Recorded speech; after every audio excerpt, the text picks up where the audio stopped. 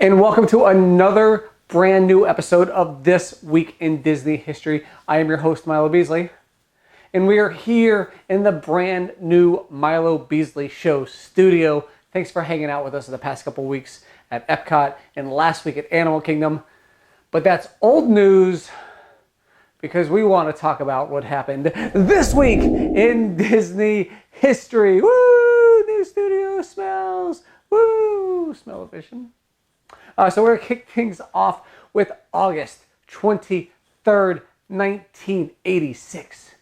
This day, the United States Senate passes a bill that declares December 5th Walt Disney Day. So I'm sure we're going to talk about that in December in This Week in Disney History. Hey, congratulations, Walt. You got your day. Woo! August 23rd, right? So August 23rd, 2019, where were you? Because I was on the news.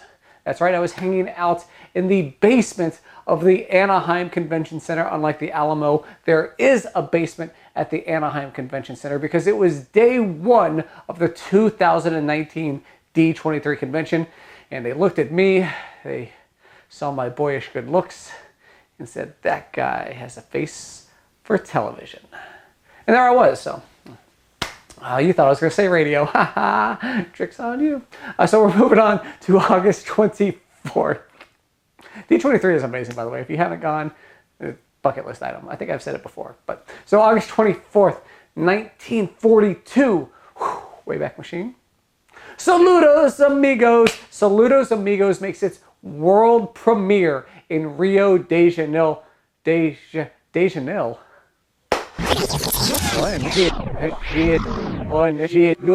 Rio de Janeiro, Brazil.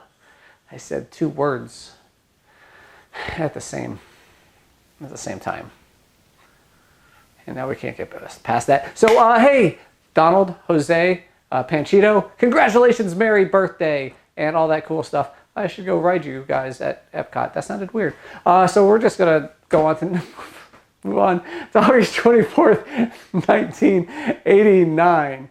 I'm going on 2 hours sleep, so everything is really funny to me. 1989, the Ewok Village in front of Star Tours opens up to guests at MGM Studios on the during the opening year. I have nothing else to say for that. I love the Ewok Village, though. I've actually met some Ewoks in the Ewok Village. August 20, where are we at? 5th, August 25th, 1923. Way back, further than the Wayback Machine. I forgot what I was going to say now because the writing is really, really small. Oh, yes. 2 hours sleep in the past 4 days. Walt announces in a letter that he is officially moving to Los Angeles to start his own production company for his cartoons.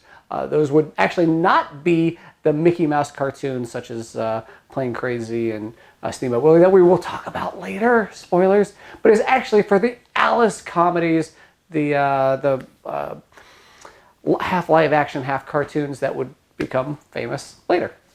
Also, August 25th, 1956, Disneyland Hotel has its grand opening event 10 months after it actually opened.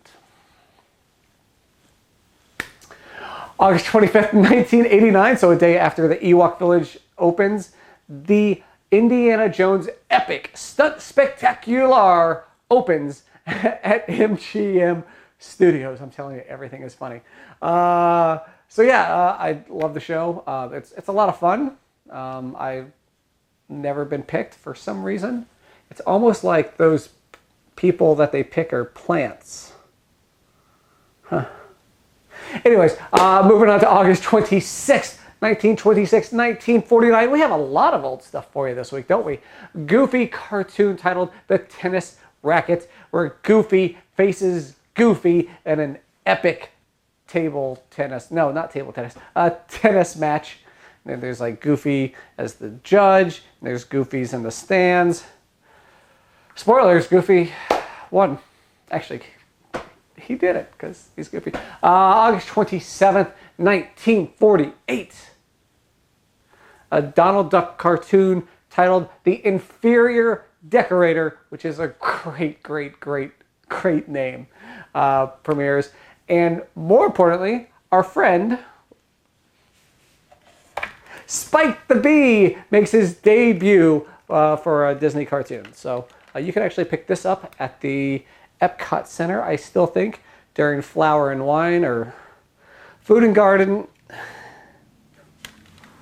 I'll set you back down and we're going to go get some sleep. Because, where are we at? August 27th still, right? 1964. Mary Poppins celebrates its world premiere at Grauman's Chinese Theater in Hollywood, California. Love Mary Poppins, love Grauman's Theater. I've stood outside before. I've put my foot on some of the things. We're going to talk about Grauman's Chinese Theater later on, except not the one in LA. Hey, Mary Poppins, good job. August 28th, 1928. I told you we're spending the entire episode in the Wayback Machine. There's a Mickey Mouse cartoon titled Galloping Gaucho. Sorry, it's tough to say, man. Cut me a break. I'm trying to do this in one take. I'm 2 hours sleep in the past 4 days. Galloping Gaucho is actually the second Mickey Mouse cartoon produced. Now, it is the third released. So Plain Crazy was produced first and released second. So Steamboat Willie, of course, as you know, was the first Mickey Mouse cartoon, and then Plain Crazy, and then Galloping Gaucho, which was actually created before Steamboat Willie. You're learning something despite me not being able to sleep. August 28th, still, 1989, there's a ton of things going on at MGM Studios. This time, Jim Henson and Kermit the Frog put their, I would say handprints, but I guess they're not paws. Can anybody tell me what is a frog's hands called? Anyway, Kermit puts his frog paws into the wet concrete in front of Grauman's Theater, in front of the great movie, what was the Great Movie Ride, and now Mickey's Runaway Railway. And you can still see it to this day while you're waiting 3 hours in line for that ride. Still August 20. Oh, the very next day, we're not going to talk, well, yeah, so the very next day, Jim Henson signs over the rights to Disney. So Disney purchases the rights to Jim Henson's The Muppets. I'm going to get off of the Muppets because I can't say it. So still August 20th, 2003. Lucky the Dinosaur, 2 years before his Disney Parks debut on 5505, makes his worldwide debut at the Natural History Museum of Los Angeles. If you didn't get a chance to meet Lucky, I'm sorry. He was one of the coolest animatronics. The coolest, I wasn't even a cool animatronic. He was just a cool thing. One of the coolest things that you could ever see at Disney, and that is saying a lot. So finally, here we are, August 29th, right? August 29th, 2011. The Aulani Resort in Hawaii welcomes its very first guest to the resort. I was able to stay there 2 years ago. 2 years ago?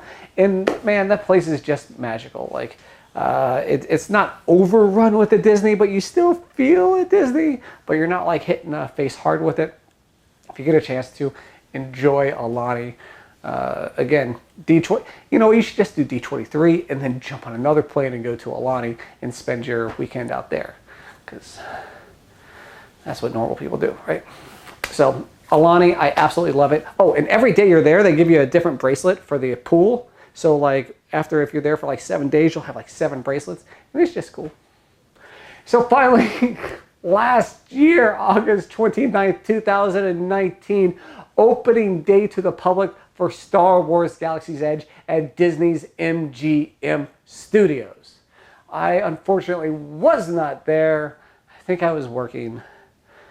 So, hey, but those folks who stayed like overnight, camped out overnight. I think some camped out like for days to be the first ones in Star Wars Galaxy's Edge. God bless you. And that will be it for this week in Disney history. I'm going to go get some sleep in between infant feedings.